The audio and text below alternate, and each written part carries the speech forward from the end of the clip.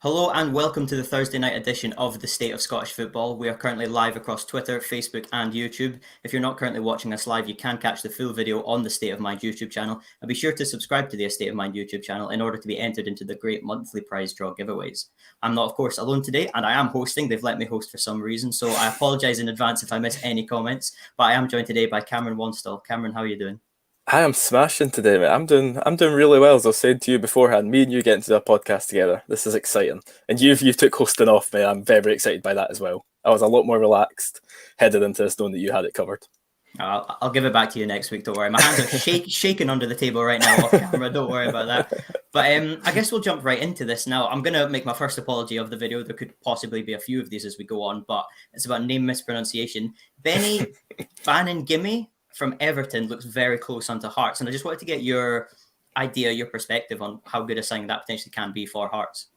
Yeah, it's a tricky one because obviously he's only played, I think, 15 senior games across spells at Everton and loans at Derby and Wigan, I think it was. So I'm really taking a lot of the information from him from Joe Sked and Barry Anderson, Edinburgh Evening News. And they've had two good pieces out about him. Joe Sked sort of made out that he can either sit deep in kind of like a double pivot, something that could be useful for Hearts, or he's quite a energetic, engaging box-to-box midfielder, something else that we could do with. But doesn't seem like he has a lot going forward, doesn't take a lot of chances, doesn't create a lot, but he's definitely someone that could maybe sit side by side with Peter Harron and do a good job in centre midfield for us. So I think any player that's coming from Everton is exciting. Apparently his youth coaches hold him in high regard as well. But I don't know too much about him. He's been training at Ricker and could be in for the Celtic game if he's registered quick enough. There's a lot of moving pieces, and we'll just have to wait and see until he gets here because we honestly can't take too much from a player who's only made 15 senior appearances.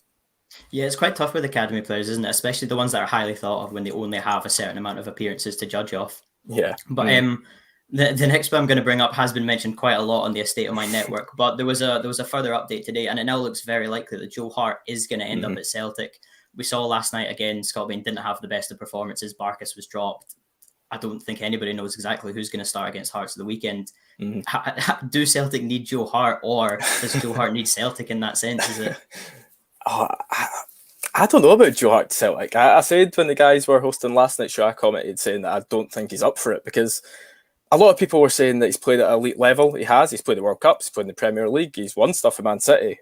He once was an elite level goalkeeper, but his last few spells, Torino, Burnley, I'm missing somebody out, and a few cup games at Spurs, he's looked so unconvincing for every single one of them.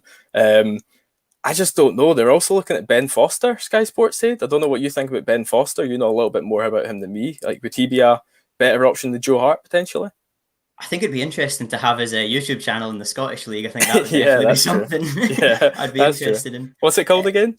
The Cycling Goalkeeper, I think Cycling Goalkeeper, that's what it is. It's actually quite good. I quite enjoyed that. Yeah. Quite like having the GoPro in the back of the net. But I think on the one hand, there's a lot of pros to it, but there's just as many cons almost. You know, he's experienced, he's got a lot of ability. We saw what he's done for Man City. I think he has about 4 Golden Gloves or something for the Premier League. But as you say, he's not been a regular in a while. I think the other team he had was like a loan spell at West Ham. And I think even there, I think he lost his place to Fabianski at that point as well, who at the time didn't really have the pedigree that Joe Hart does, and his losses is not anywhere near the England team as well now. But at the same time, it could be the move that could really spur his career back. You know, pun intended, coming from Spurs. But I mean, I think it would benefit Celtic as well. The current options, he could be a hero. To be honest, he's better than the current options. I'll give them that. He's better than Barkas, Bain, and any youth ones that they have. But I mean, he's 34. And he's been let go as a sub keeper for Tottenham. Don't get Tottenham a massive club, but like they're bringing in a sub goalkeeper to replace him. How often do you see a sub goalkeeper get replaced? How much of a confidence knock will that be for Joe Hart? Surely that you're not even being knocked off the top spot. You're being knocked off the second spot by Pierluigi Gallini from Atalanta. To be fair, great goalkeeper, but at 34, not being a first team goalie in about 5 odd years, possibly more. I don't know that Joe Hart, not the most unflappable of goalkeepers as it is the best replacement for Barkas, who's known just as well for his just constant mistakes. Yeah, I think Ben Foster would actually be a really interesting one as well, because even though he's not played at the highest of levels, he was at Man United once upon a time, but to be playing regularly. I mean, if at any position on the pitch you want to be sharp, it is your goalkeeper. But I think everybody's probably tired of hearing Joe Hart's name now, especially if it doesn't happen. Maybe a bit of egg on our faces there. But another one that's come out today is Charlie McCann from the Manchester United under-23 squad going towards Rangers. And the first thing I thought of when I saw this was Sean Goss. I don't know if anybody remembers that, but it was the youngster coming from Manchester United, a young English midfielder. And he went to Rangers and he was really highly thought of down south. And it just didn't work out at all. I think he ended up on Shrewsbury on loan, and then it was permanent or something of that ilk. But I think Charlie McCann is really highly thought of. He's an under-23 Ireland international as well, a good holding midfielder. I think possibly something to do with Gerrard. I think might be a pull there. Obviously, Gerrard's one of the best Premier League midfielders there was. I think there possibly is that joy of getting to work with him and might help him along. What do you think of that? Because obviously the Rangers midfield is a very highly stacked area, isn't it? Ryan Jack, Glenn Kamara, for example. And from what I've read about Charlie McCann, he is more of a deeper lying playmaker.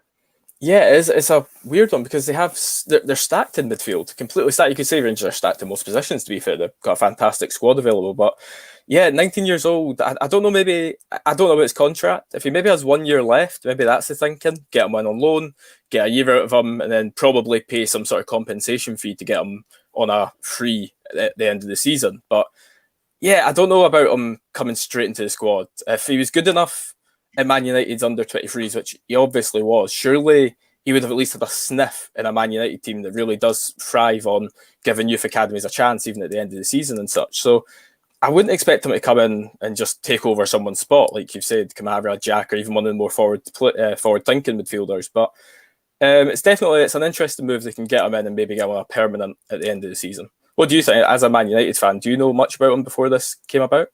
I've heard his name and I've seen his name on the team sheet. I think he's almost forgotten in amongst the pack of more talented ones who've broken through in recent years, likes of Shorty Ray and Alanga's come through and have kind of made that step into the first team. But I think what's interesting is that a lot of people say Manchester United need a holding midfielder, and he's the under-23 holding midfielder when James Garner's gone on loan. And the fact that he's not getting any kind of sight into the first team possibly isn't the best, but I guess it's what we've spoken about on the Tuesday night show. Sometimes you need to move away from the big clubs to get game time. And of course, he's going to a massive club at Rangers as well.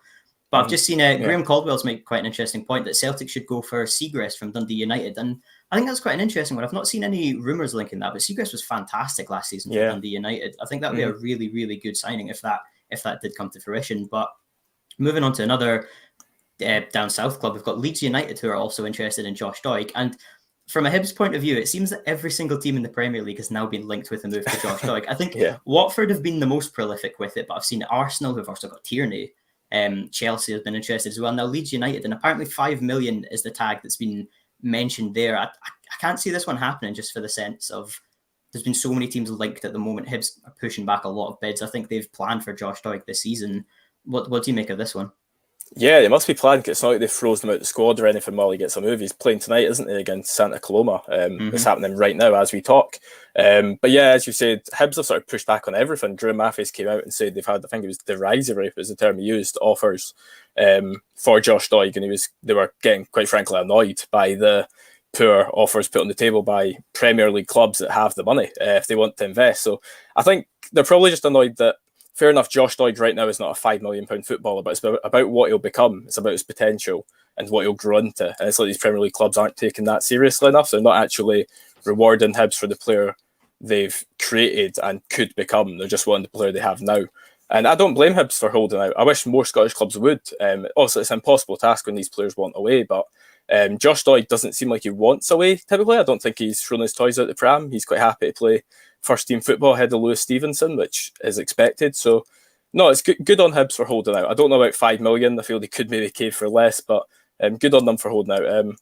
It's an interesting one. Like, would Josh Doig fit in at Leeds, do you even think? Also, you know him a little bit better than me. Would it be a good move for him personally?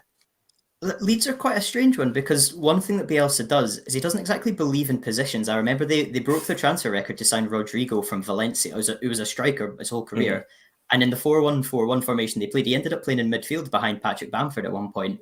And Stuart Dallas, who was the left back as well, so that'd be a position you'd think Josh Doig would play, played quite often in central midfield. So it'd be quite interesting to see if Josh Doig was to move there, where he'd actually play, because he'd probably start left back one week and then move into the midfield. It's really interesting. But I think from his point of view, obviously, I think staying at Hibs is the best move for him at the moment. But a team like Leeds, I think, would be really appealing. I think a lot of neutrals have started to just watch their games. They're so entertaining, and it possibly is something to look forward to potentially in the future for that kind of move. But a final transfer story just to touch on here is, I'm sure we'll get onto the Celtic game later and Edouard's situation, but Celtic have been linked with Mbaye Niang. And when I read this name, I got flashbacks to I don't know if anybody's played FIFA and made career modes, but I think on around FIFA in 14 and 15, he used to be at AC Milan, and he was one of these players whose potential was up in the 90s. It was always fantastic, and I always used to sign him whenever I did career modes. And I did a bit of research into how his career's gone. And I did remember the brief spell that he had in Watford. If anybody's watched the Premier League, that's possibly where they'll have seen him from. He's currently at Rennes in France, but last season he was on loan at Al Hilal. And I just wanted to know, do you think he'd be a good signing for Celtic? Can he replace Edouard? Edouard's been the top scorer in the league numerous times. Obviously, he's a fantastic player. Could be big shoes to fill either way, whoever comes in. No, I don't know. I don't think, don't get me wrong, I'm sure Celtic are starved of options. I've seen Hasboy in the comments are actually saying rumours is Griff being used as a deal for Nisbet. That'd definitely be a better swap than signing Mbaye Niang. I think he just seems like a bit of a journeyman. I think going by just admittedly just a quick Wikipedia search, he has, I think, 1 goal every 5 games throughout his whole career. Not great for a forward, even though he might not be an out-and-out forward typically. But I just don't think he's a good enough replacement. Surely there's better options out there, maybe closer to home like Nisbet or any other Scottish team. I think, God, I'm not saying they have to sign him, but I think Lawrence Shankland's a better option, to be honest. Knows the league and isn't a bit of a journeyman striker. I definitely don't think he's the answer. I'm sure he wouldn't be cheap, given the teams that he's played for and currently plays for. I don't think you get your money's worth from him, to be honest. Like I said, we know him best from FIFA, and I think that says a lot. That sums it up. And that was FIFA 5 or 6 years ago when he was one of these future stars. And at the moment, it's as well, you see these Wikipedia pages, as you said, journeyman, who, when you look down them and they've got loads to about 6 or 7 clubs in a row, that immediately makes me think he's not really sticking at any of these clubs, as he's not really getting a chance. It's not a good look. No, it's not a good look at all. And obviously, Edouard arguably is the best player in the league. To lose somebody like that and not have a suitable replacement. Of course, when Moussa Dembele left, Edouard came in and it wasn't a huge disaster. But I think this one will be... I just don't even know if it's an upgrade on a Jetty, to be perfectly honest. Like, I don't even think he is necessarily I think you're better sticking what you've got and maybe get someone else in January or for next season. Keep your money. Don't be rash with it, and I think that's what they would be doing going for him. Yeah, definitely. The last rumour I want to talk about is not necessarily a rumour, but there's been a 4-year deal agreed with CBS Sports in America to show the Scottish Premiership live. I think this is amazing necessarily to get Scottish football shown abroad. There's quite a few Americans in the league as well. Of course, Ramirez, who's recently joined Aberdeen, has done well. We know Chris Muller's coming into Hibernian. So I think that could be really good just to branch out Scottish football and have more attention to the league. What do you think about that? Do you think that's a really good step forward for Scottish football? Yeah, I totally agree. It's a 4-year deal, what you're saying. It's a massive market, America, obviously. It's on a few different channels. But one thing I noticed was that the fixtures, obviously, we know it here from Sky Sports. I understand why they do it, but it's mostly Celtic and Rangers away games and Old Firm games. You get a few other games thrown in between, but their deal seems like they're actually taking in lots of other games. They are showing some Celtic and Rangers, all the Old Firm games. They have rights to the Championship and the League Cup as well, which I think there's a game they're showing Arbroath. Like, Arbroath are going to be shown in America. Maybe it's not the best for marketing, but still quite funny. And I just think it's brilliant that they're including games. I've seen, I think it was like Aberdeen, St Mirren, and then it was Hearts, Dundee. I think games like that were being shown. I think that's really important to let everyone see every single game before they get worn out by the same old Celtic and Rangers, even though they are by far the most appealing teams in the league. So, yeah, I think it's a brilliant deal. I'm hoping the finances are good enough. We have talked many times ourselves, me and you, about how embarrassing our TV deals are. So hopefully it's a good step forward from Neil Doncaster and the SPFL, and there's more deals like this to come. It'll be nice to show people as well there's more than just Celtic and Rangers in Scotland as well. It's not just the two teams, and I think it'll be excellent. But speaking of the Old Firm, Celtic were in action last night against FC Midtjylland, and as our title suggests there, they exited the Champions League after a 2-1 defeat in extra time, 3-2 on aggregate. I think the first question I'm just going to ask you is, are you surprised by that defeat? I mean, Celtic were incredibly lucky to be in a Champions League position. We've not had that in a long time for Scotland for the second place team. It was a difficult tie. The next tie after that would have been PSV Eindhoven, who look incredible as well. They saw Galatasaray. They beat them very easily. So are you surprised that Celtic have crashed out already? No, not really. I think maybe going by last week's game, you thought they do have a chance. I would have backed Celtic to win just based on last week's game. Midtjylland didn't seem up to too much, but I'm not shocked at all by actually Celtic going out. It would have been great if they'd gotten through. They probably would have lost to PSV Eindhoven. No real shame in that, given what's going on just now, because they are, like you said, a fantastic team that just obliterated Galatasaray. Became second in the Turkish league last year, but no, I'm not too shocked because this Celtic team just isn't up to scratch, and we'll go into that more in a minute. But I feel bad for the players because they've kind of been led out like lambs to slaughter because it's just not a good enough team, and people have got to answer for what's going on at Celtic transfer wise. Because once again, for about the 5th year in a row, they've went into European qualifiers without a good enough team to qualify for the Champions League, and that's the simple state of it. They need to get their business done earlier and actually get some good players in our Champions League quality. Yeah, I totally agree. I mean, when you think back to when Lennon left the club, how long it took for Ange Postecoglou to come in. Of course, there was the whole situation with Eddie Howe. And it's just the classic, if you fail to prepare, you're prepared to fail, really. And that was the case. You look at the defence, that's what sprung out to me mostly last night when I saw it. Was that Greg Taylor was the most experienced player in that back line. And I think there's been question marks over whether he is good enough. Obviously, Diogo Laxalt was in last season at left back. Mm-hmm. Tony Ralston, I don't actually think he was that bad last night. No, to be honest, but I think a lot of people would agree he doesn't really have a great future at Celtic at the moment. I don't think people really see him as a suitable replacement for Lustig, really, and Frimpong as well, if you include that. And the two centre-backs were 21 and 18, and I didn't think they're too bad, to be fair. I don't want to sound them out like they're terrible or anything like this, but when a 21-year-old and an 18-year-old start a centre-half, usually 24 is young for a centre-half in the big European clubs and stuff like that. And to go into such an important game, I think it just must be so tough, to be honest. And adding to that, the goalkeeper behind you, a centre-back's confidence relies on who's going to be behind this, who's between the sticks, who's behind them. And if you don't even know if it's going to be Bain, if it's going to be Barkas, if Connor Hazard's going to come back in, that definitely can't help your confidence at all. And I just think there's so many areas in the pitch that need to get sorted. I mean, obviously there is a new right back coming in. I believe Starfeld was announced today. I think he can start training tomorrow as well. But at the same time, could have done with him last night. Again, it's just failing to prepare there. But I'll quickly touch on a positive. Callum McGregor scored another fantastic goal this summer, which I think probably made a lot of people happy. What were your thoughts on the goal? It just reminded me of it was a Ruben Neves one against Derby County in the Championship where he chests it and he follows it. What did you make of that?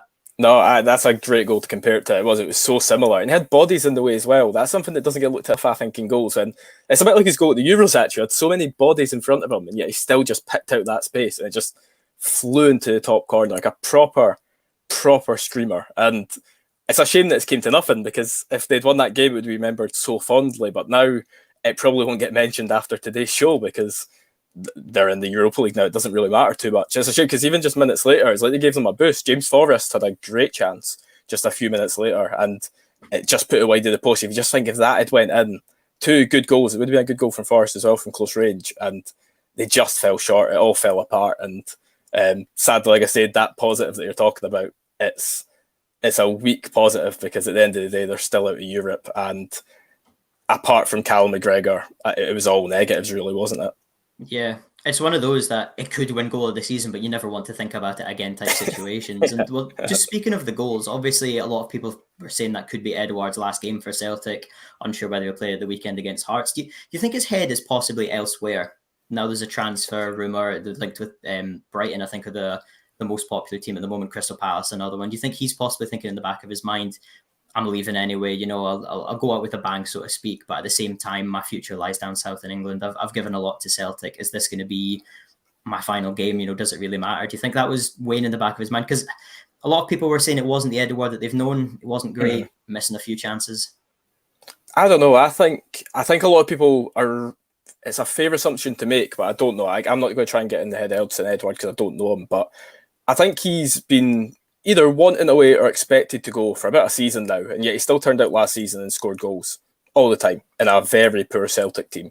I think maybe it's not that he personally is like selfishly wanting away and his head's elsewhere. I think maybe just his head has gone a little bit, perhaps, because he was pretty poor last night. A lot of fans hounded him despite his best efforts to score.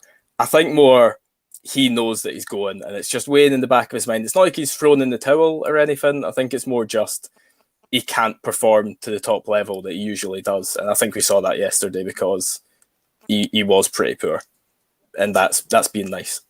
Yeah, I think quite a few people would say that he possibly is the most talented player in Scotland. I don't think that's I would say that a big I'd say shout that or myself. anything. Yeah, I think I would say he's the best one there. But obviously, it must be quite difficult at the end of last season if he did think he was going to move. A new manager comes in, a new philosophy, a very different style of football that Ange wants to play. It must be very difficult for a player like Edouard to think, I am moving on. I need to learn this style. The players around me are changing, the team's changing. And even as we said about the confidence that the defenders have from the goalkeeper, the confidence is throughout the team. You're only as confident as your least confident player, almost the chain, so to speak, as well. So I think it was difficult for Edouard, but at the same time, I don't think you can put the blame on him at all. No, definitely not. No, I think it's a whole team thing. It's the team out there simply not being good. Obviously, they wouldn't have got past PSV next round anyway. It's just not a good enough team. It's that simple. And I think a lot of Celtic fans must be thinking, even though it's still a shame that they still went out, put out their best team and lost, it does lie with the transfers. They need to recruit quicker in the summer. It's the same every single year. And once again, it's cost them. And they're into the Europa League. I think is there not a chance they can not get Europe? I think if they lose the Europa League qualifier in the next round against, I think is it Jablonec from Czech or Croatia?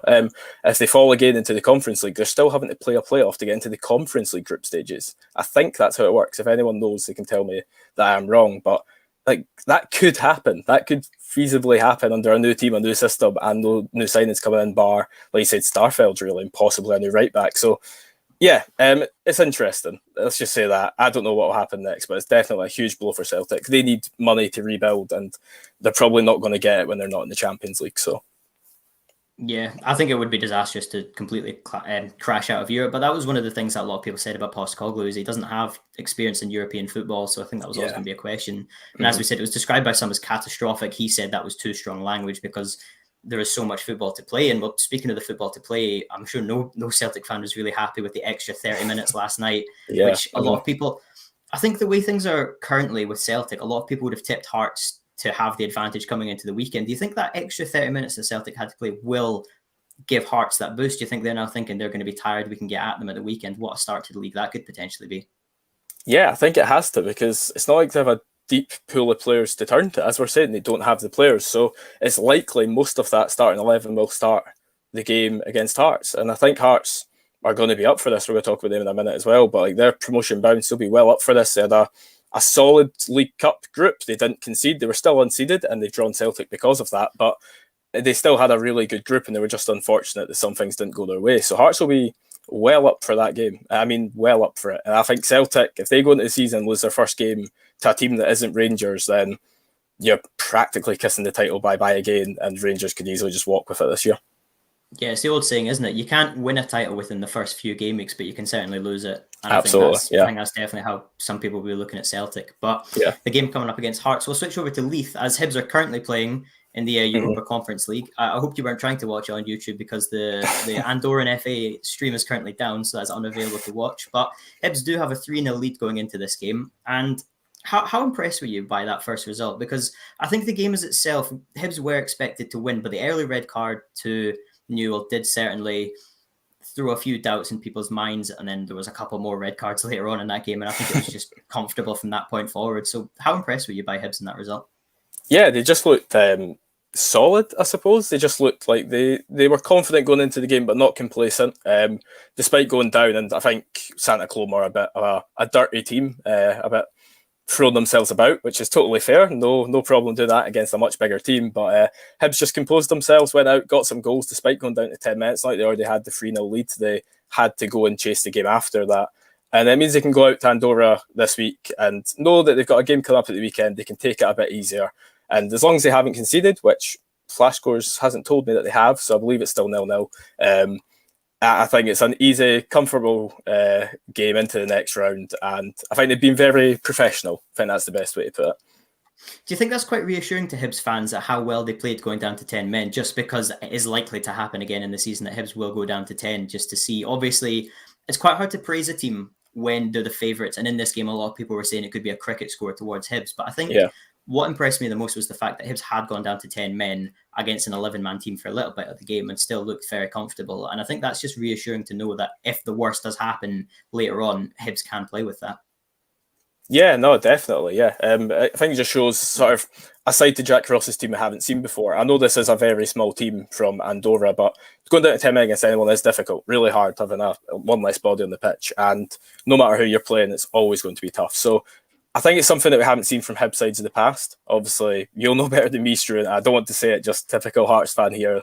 Don't even want to say the word bottling, but that's a Hibs thing to do, and I think when they went to 10 men, you did kind of think in the back end. Surely even yourself were thinking, "Oh God, like Oh, we can't throw this away now." Like, I was nervous. I think that was the worst possible thing because I remember somebody put in a group chat earlier on. They said, "Oh, this will be an easy win," and then as soon as the red card popped up, the just instant message I saw was, "This might get more tricky." And I was, yeah, like instantly, you're just worried. No matter who you're playing against, if they've got an extra man, yeah, just the doubt sets in, and you start thinking back to previous, especially from a Hibs point of view, previous results and fixtures, and thinking, "Oh, this would be very bad." But they saw it out, and I don't know if anybody's seen the lineup for this coming game, but there's been a few interesting picks. Josh Campbell, a youngster who was on loan at Edinburgh City last year, he's had the huge shout, to be honest. Scott Allen's injured, so he's come into the team, as is Cameron Doyle-Hayes, who's been Jackson Irvin's replacement, really, who didn't stay there. So I think that's a massive confidence boost to be selected for this game. I mean, even though you have a 3-0 lead on aggregate, it still is very big. And I think that's something that Hibs do have in the upcoming season, is a few options if they do have injuries elsewhere, albeit youngsters. I think they can definitely do well. And I think the last thing I'd want to say here to touch on the Hibs game is, as the game is currently going on live, how far do you think they can go in this competition? Obviously, you wouldn't expect them to be favourites with teams such as Tottenham Hotspur, and of course, later on, there will be teams dropping in from the Europa League. But do you think Hibs can have a European run this season? possibly. It was a few years back under Neil Lennon. You guys got close in the Europa League, didn't you? Got a lot of high scoring games. I remember that. But I remember thinking to myself, like, "Oh, I want Scottish teams to do well in Europe and reach the group stage, but oh, I don't want it to be Hibs." And it's kind of the same now. Like, I think at any of these teams, Hibs have the best chance. Aberdeen have looked good, of course, but I think Hibs have the best chance, the best team for European fixtures. And I think Jack Ross has enough about him to do it in Europe as well. So I would be very excited to see Hibs get to at least the group stage. Again, people can correct me if I'm wrong. I think no one's done it since Hearts in the UEFA Cup 2005. That's about 16 years ago. That's a long time for an old firm team to be in the group stage of a European tournament. So it'd be fantastic if Hibs or Aberdeen or still St Johnstone could do it. But back on Hibs especially, they definitely can. They've got a great team. They might even get more players in. A fantastic squad. A good enough team for Europe anyway. So they definitely can, yeah. Of course, another player who might come in quite soon is Chris Muller, who may have his move moved quicker. It was supposedly happening in January, but it may happen a bit sooner if things are allowed. But I won't talk too much on that when we've discussed transfers. But you mentioned Aberdeen there. They, of course, went in with a 5-1 lead over Haken. I hope I'm pronouncing that correctly. And I believe their game is also still currently 0-0. I'm not sure where that's currently being shown if you wish to watch it. But what are your thoughts on that result? Because a lot of people had question marks over Aberdeen coming into this season. Obviously, they were under McInnes for 9 years. Stephen Glass has come in and he's saying he wants to play football. Obviously, was recently with Atlanta in America. Brought quite a few interesting signings. I'll touch on them in a second. But just from this first game alone, 5-1, it's under Derek McInnes. It was seldom that Aberdeen were able to actually score more than 2 or 3 goals at a time. Yeah. So in the first game, I mean, I don't want to put too much praise on just one result, but how impressed were you with that result?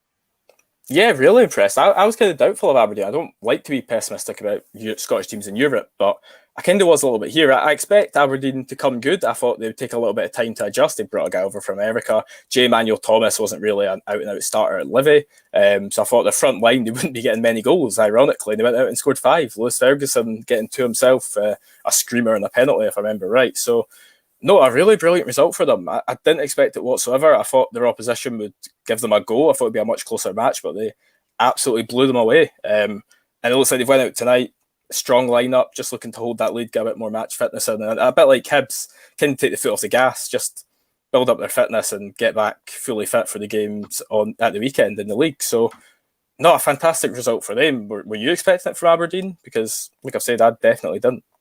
I honestly had no idea what to expect from Aberdeen this season. I've been really impressed with what they've done in the transfer market. I think they've made some really good moves. Mm-hmm. They always seem to beat opposition to transfers recently, but maybe that's just a Hibs thing. Or beating Hibs to the signings, I should say. Yeah. But yeah, I was really impressed. I mean, I couldn't believe 5 goals. That's absolutely incredible. As I said, under Derek McInnes, never happened. It was seldom. Yeah. But I think one of the main reasons, of course, there are many to this, but Scott Brown, who I think many people say that's probably one of the biggest transfers from a Scottish Premiership club to a Scottish Premiership club there. I think he brings so much. I mean, obviously, a lot of people are saying he's going into a coaching role. Is he old? Is he past it? I think he brings so much to that side, to be honest, being the holding midfielder. Lewis Ferguson, as he's touched on there, scored 2 goals. He has so much more freedom to get forward with somebody like Scott Brown coming in there. And Scott Brown's got the European experience. He's a leader. I think it helps the defence massively as well. Just to have that sort of presence around the club. How big do you think that is for Aberdeen to have somebody of his calibre, especially in the European games as well as in the league later this season? No, it is massive. I bet at the time when it got announced that he was team captain and Joe Lewis would be club captain, I did kind of think, ready. But no, but I understand it. Like, you can't bring Scott Brown to your team and not make him the captain, to be fair. Like, Joe Lewis, maybe not your typical captain, so it's not the end of the world to replace him. I think it's a fantastic addition. Like you said, you've talked about him tactically there. It's brilliant that it means Lewis Ferguson can push forward more, something that could really push on his game and make him even more rated by other people than maybe already is, because he does get a fair bit of stick, surprisingly. I still think he's a great player. But yeah, Scott Brown, massive addition. Like you said, one of the biggest transfers, one of the most exciting transfers at his old age. You wouldn't normally say an exciting transfer about a guy. Do you know his age? Mid-30s? I think he's 36. I think he's recently turned 36. There you go. Or he's soon to be 36. Yeah, I think it's just brilliant. It's exciting that he's not left Scottish football yet, because we all love him at the end of the day. Yeah, like, there's entertainment value, isn't there? Yeah, exactly. He's fantastic for the league. So, and he's still got enough about him as a footballer himself. It's not like he's talking the talk but not walking the walk. He's still a decent enough footballer at what he does. So, great signing, and it's clearly working for Aberdeen, him in that player coach role.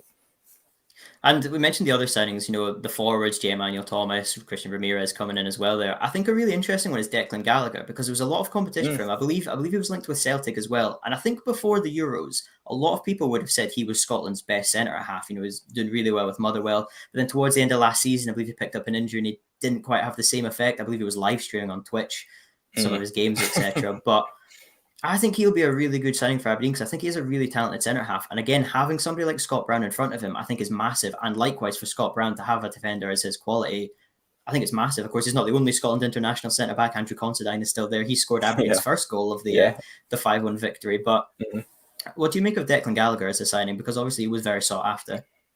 A strong one, yeah. Declan Gallagher was somebody, even though he did tail off towards the end of the season with injury, I thought it was a shock to me that he didn't play more at the Euros. I don't think he played at all, did he? I think he's one of the few that didn't get on the pitch. Understandable given how well Grant Handley and co did. But a great signing. I think it's a step up from Motherwell, who look a little bit dodgy this season, a bit of a shame.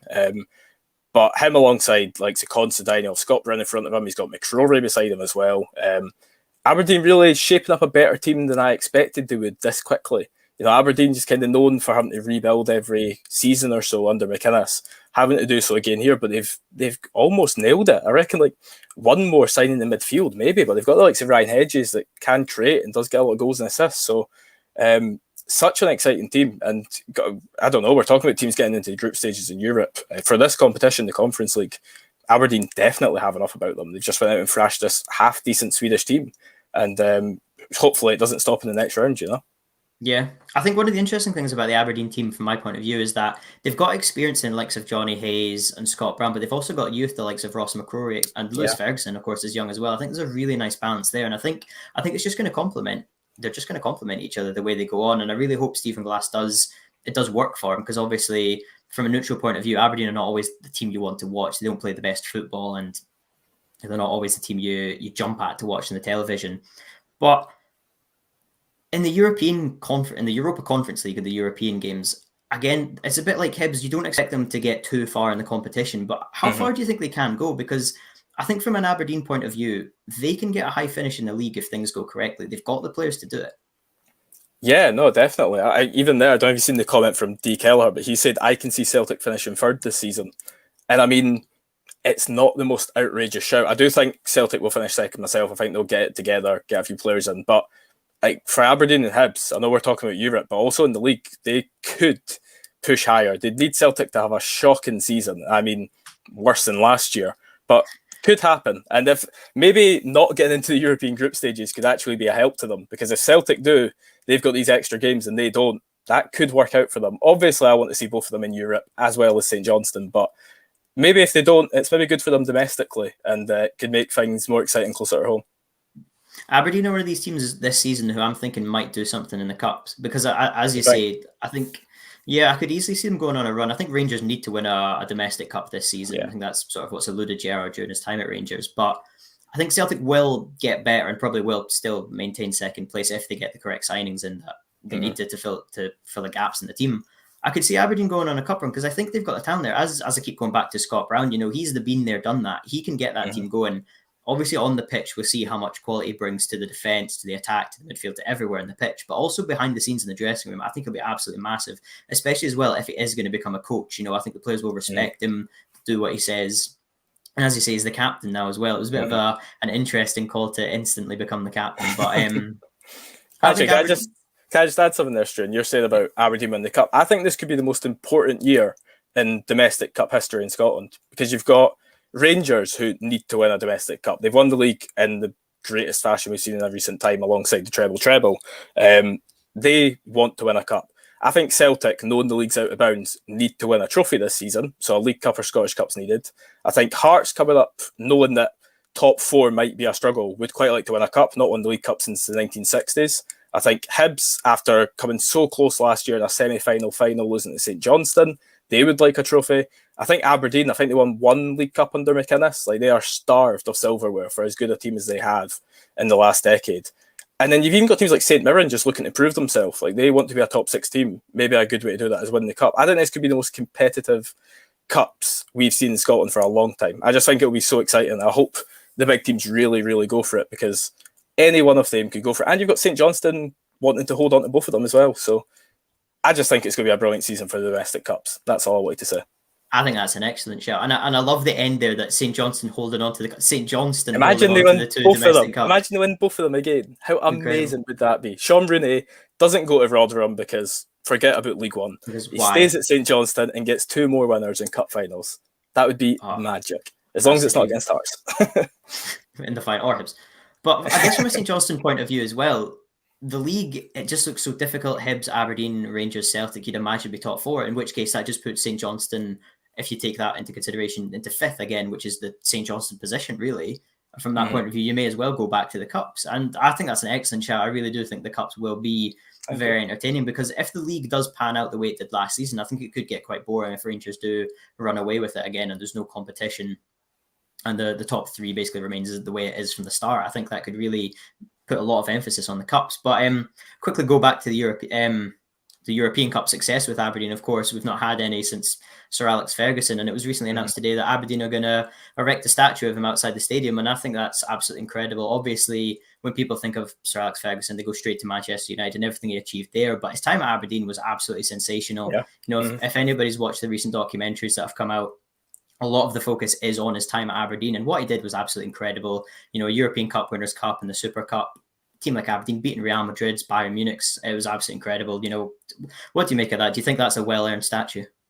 Yeah, I like that they came out and said it's like the first of a bunch in a series. Like, they're going to do more, but the first is Sir Alex Ferguson. I think that's quite fitting. Aberdeen have like a long line of legends. I know that myself, but Sir Alex is surely up there with the best of them. So it's brilliant he's getting there first. I think people don't realise what he'd done. Like, he put an end to the Old Firm duopoly. I think it was like 15 years, maybe it was only 12 a dozen, and took 2 league titles off them, I think, and it hasn't been done since. He won 4 Scottish Cups in 5 years. I mean, that just doesn't happen now, especially for teams like Aberdeen, like provincial clubs in cities like that. And what he done against Celtic and Rangers, who he had a sort of fight against, was just outstanding. It's a shame it's taken this long for him to get a statue, but it's happening regardless. And I think it's amazing that a few more of them will get recognised for their amazing achievements at the club. Yeah, I think definitely. I'm a Man United fan. I've watched them. He's one of my heroes, really, isn't he? Yeah. I don't think his Aberdeen work can be overlooked. I mean, what he did there was absolutely sensational. Of course, a few of the players like Jim Leighton, the goalkeeper, he took to Man United back in the past as well, and other players who share the Aberdeen United connection, such as Gordon Strachan. But I think it's absolutely incredible and it's very well earned. But I don't think there's much else to say on Hibs and Aberdeen. Of course, the game's half time at the moment. They're both expected to go through, but of course, Celtic have crashed out. There are 2 other teams who are going to be involved in European games. And the first being that I want to touch on, who we previously mentioned a few minutes ago, St Johnstone have got Galatasaray. Now, St Johnstone are in Europe. That's fantastic. We should just stop there. But Galatasaray, albeit were badly beaten by PSV Eindhoven, Galatasaray have got a really good team. They've got the Uruguayan goalkeeper Muslera. Radamel Falcao is probably the most notable name in that team. Any watchers of the Premier League will have seen Diagane, who was at West Brom briefly on loan. He's up front as well. But do you fancy St Johnstone's chances against Galatasaray? You know what? Like, they were pummeled 7-2 by PSV on aggregate. And like, if they can go, I think the first leg's in Istanbul before they come back to McDiarmid Park, which is brilliant they're getting to play at their home stadium, because it almost looked like they weren't going to be allowed, which would have just been an absolute sin.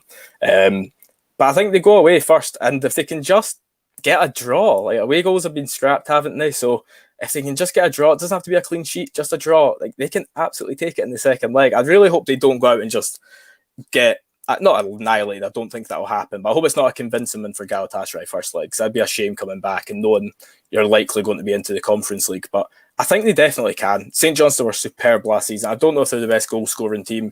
Galatasaray have a decent defence. They've got Marçal, the Brazilian. They've got DeAndre Yedlin, former of Newcastle, and they've just signed Patrick Van Aanholt, I think, today.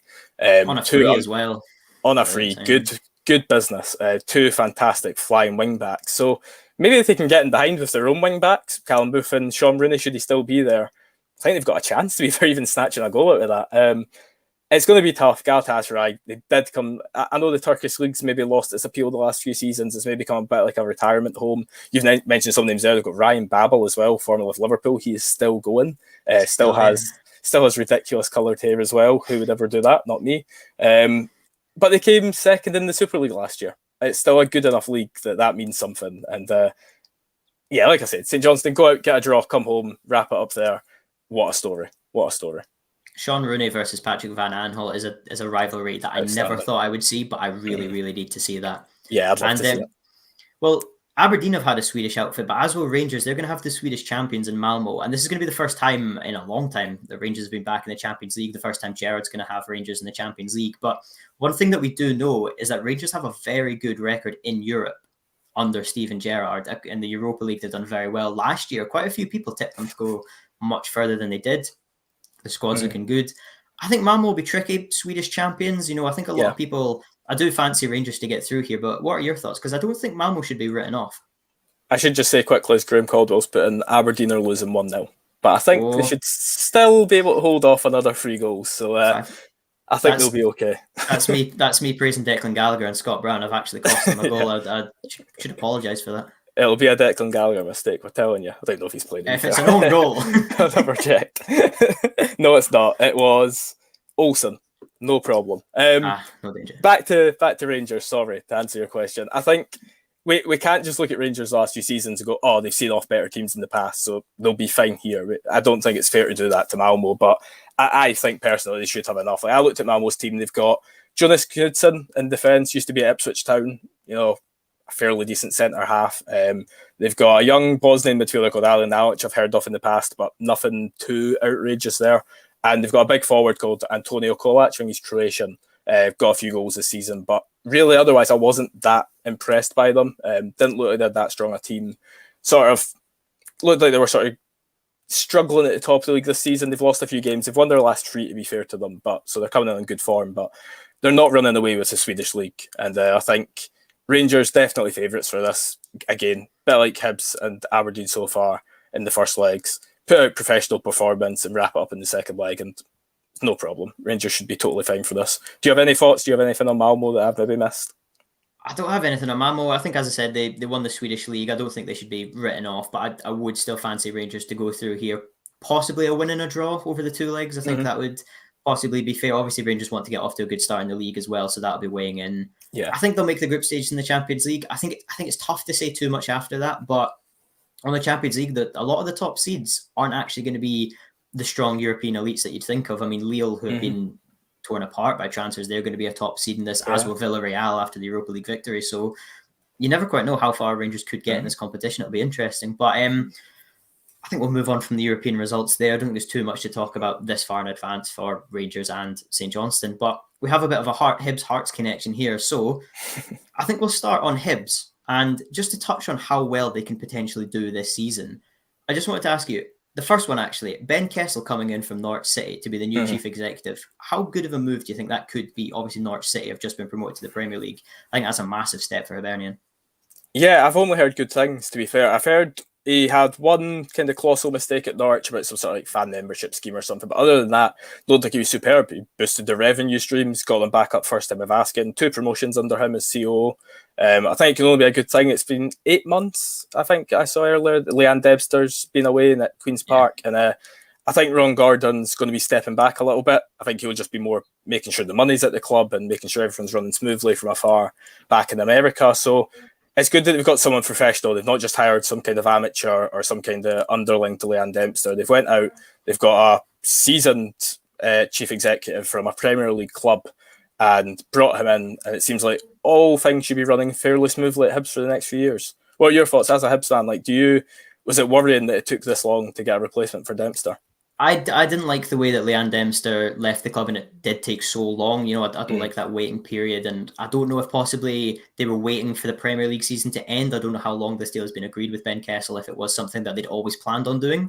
I never really understand when people get released and, there's not a replacement lined up straight away or anything like that. But I think it's a really good move for Hibs. I hope anyway. I hope it can work out. Hibs have done a lot of good things recently, both on the pitch and behind the scenes. So hopefully they do reap the rewards of this. And I think one of the rewards is, we've talked about how well these teams are going to be doing in the league in the future. Obviously, the European results that we've had have meant that more teams in Scotland are getting the European qualification. And I feel that European football could become a regular occurrence for Hibs if they can maintain that 3rd to 4th place finish, possibly even pushing 2nd if Celtic do fall away, as many people are estimating. Yeah, no, that's what should be the case. I mean, no disrespect by this, but I think we can pretty much all agree that Celtic and Rangers, by far away the biggest 2 clubs in Scotland, shouldn't really ever be falling outside the top 2. I think it's happened once in about the last 30 years. And I think really most people would rank Aberdeen, Hibs and Hearts. I know that's not how football works. You can't just always have the same teams in those positions, but you're going to have teams like St Johnstone, St Mirren, Motherwell pushing them to the edge, Dundee United, teams like that. But Hibs should be a team that should expect European football every season. Hibs fans should be disappointed when you miss out because A, you either haven't won a cup, or B, you haven't made it in the league. Hibs should be finishing top 4, especially when teams like Hearts have completely fell off the wayside the last few years. Just a complete mess from top to bottom most seasons. So Hibs should be expecting European football each season. You should be expecting European football each season. And we've seen it under Neil Lennon, how close you have gotten to group stage football. We could see it again this year if you do or don't. And over the next 10 years, hopefully Scottish football just continues to grow. Decisions keep being made for the good of each club. And we do see teams like Aberdeen, Hearts and Hibs and various others pushing for European football. But not just the qualifiers, also the group stages as well. I think the coefficient has helped a lot with Scottish teams to have that many. I mean, at the moment, is it 5 teams that we have in European football of some manner across the 3 competitions? In decent enough rounds as well. It's not like we're starting at the first qualifying round every time now. These teams are starting 2nd and 3rd qualifying round. So yeah, I think it's absolutely excellent. And Hibs finished 3rd last season, which was the first time since 2005, which is obviously a really impressive feat. But yeah. I think a lot of people would expect a trophy this season. You always want to better your previous season, especially when you've kept the squad together. Jack Ross has got a new contract. Ben Kessel's come in. Josh Doig and Nisbet are still currently at the club, despite a lot of speculation about their futures. Do you think that Hibs need to win a trophy, assuming once again that Celtic and Rangers should secure 1st and 2nd place? 3rd is really the best Hibs can hope for, which is what they got last season. So should a lot of focus, as you previously mentioned, on how entertaining the domestic cups can be? Should Hibs' expectation be, especially now with all these changes, to win a trophy? Yeah, definitely. Also, you said it's league titles. Without a miracle, a Leicester City miracle, no team outside the Old Firm is going to win the league title anytime soon without significant investment. So you should always be going for cups. Hibs came so close last year, like semi-final and final, both to St Johnstone. That is a kick in the teeth. Like St Johnstone, obviously now we know how fantastic they were under their new manager, Carl Davidson, but Hibs really should have been winning one of them, let's be honest. If we're going by the stature of the club and not quite exactly just the squad and the tactics and what happened on the day, Hibs should be looking to win one of them. And it was really disappointing that they didn't, quite frankly. So this year, I think Hibs, not minimum aim, but a perfect season for Hibs would be 3rd place and a cup win. Whether that's the League Cup or the Scottish, it doesn't really make too much difference to me. Hibs definitely have to go for a trophy, 100%. I think the 3-0 defeat to St Johnstone in the League Cup was possibly, at the time, we didn't know how good they were going to be. And I think that was possibly not a disgrace as such for Hibs, but I think that was a bad result, really, all things given. I think of the loss in the Scottish Cup, I think people appreciate how good St Johnstone were at that point. And a 1-0 victory in both cups. I think it was even scored in the same minute by Sean Rooney, something like 32nd minute or something ridiculous like that. So I don't think they can be too disheartened by losing the Scottish Cup. Looking back on it, how good St Johnstone were winning both cups, I think they're absolutely fantastic. But yeah, and the final thing, we spoke about it earlier on the week about Jozo Simonovic. I just wanted to get your thoughts on what do you make of that for Hibs? I mean, okay, I won't be harsh. He is a seasoned professional centre back and did play for many years at Celtic and was adored by many fans at the time. But when I think of Jozo Simonovic as a Hearts fan, I think of the 4-0 win at Tynecastle and him falling on his face trying to do a clearance. That's what I think of. I think a lot of people, a bit like an Efe Ambrose character, like, yeah, he has been fantastic and he's had some amazing moments, and sometimes he will put in just like an 8 out of 10 for a good couple of weeks, and then he just does something a bit stupid. And I think Hibs, having had Efe Ambrose in the past, I feel like it's a similar kind of transfer. I mean, you've got Paul Hanlon, who's captain, I think I'm right in saying. Yeah, he's captain now. Ryan Porteous, who should really kick on the season after 1 or 2 seasons, maybe unfairly underwhelming. And do you have anyone else at centre back? Is it a needed Darren position? McGregor, but 35 now. But the thing with Darren McGregor is when he comes in, a lot of people say he should be starting more regularly. But it's maybe one for the future. But let's go over to Gorgie now and talk about your team, Hearts. So how much of you think there can be a bounce for Hearts this season? The promotion bounce, as we've discussed, we've seen it in previous seasons, how well teams can do. How much can that affect Hearts? What's a reasonable finish for Hearts this season? Just right now, without any other transfers happening, just the team currently.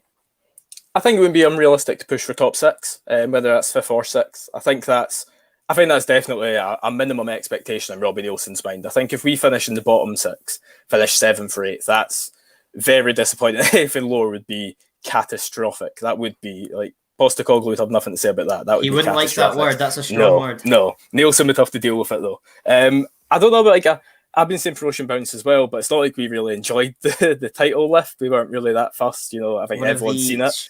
Strangest title lifts I think you'll ever seen. Just no enthusiasm at all, just accepting it. Just Stephen Naismith yes, let's go. Yeah. Hands it over to someone and they reject the trophy. Just lifted up one arm, just like fist it was so bad. It wasn't. Not even any photos with it. I get why they done it though. I do understand. It was rumoured at the time that it wasn't even going to happen. I remember as well. Yeah. There was questions over whether there actually would be a trophy lift. That was just it was a middle ground.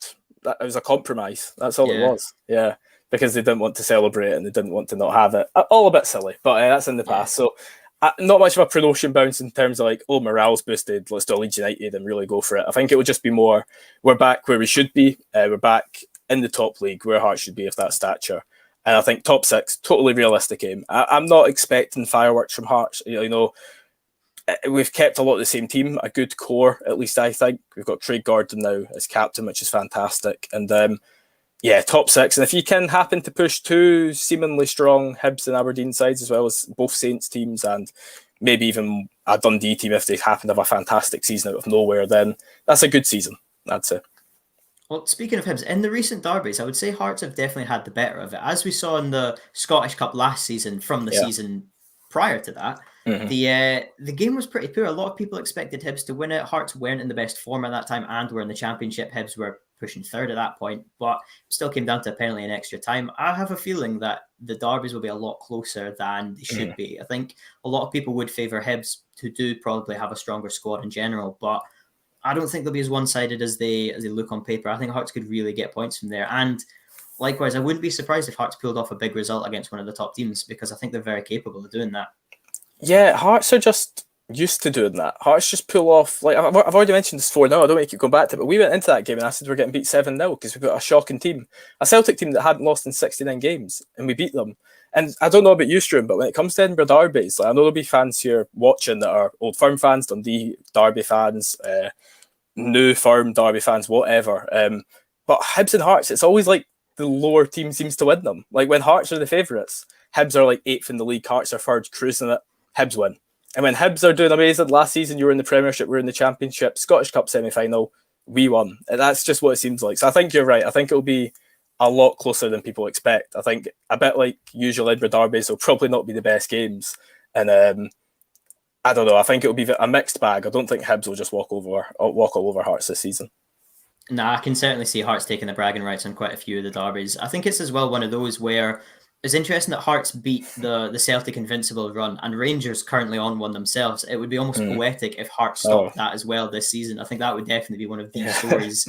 I'm not saying it's going to happen. It'd be absolutely fantastic. Can you imagine it early on in the first few games? But Hearts are coming up against Celtic, and we previously touched on how Celtic will be a bit tired coming into this game, but quite a few people are tipping Hearts to come away with a good result here. I mean, is it 11 consecutive clean sheets Hearts have got? It's something like that. Or maybe it's Gordon. Craig Gordon has consecutive. 11. Ross Stewart came in and conceded, but Craig Gordon's on a good, and he'll be playing. So ex-Celtic as well. He'll be up for the game as well. He'll probably be wanting to say, I should still be number one at Celtic. I could still be number one. I'm actually Lanky67 in the comments. Can you send Gordon back to paradise? We will give you Bain.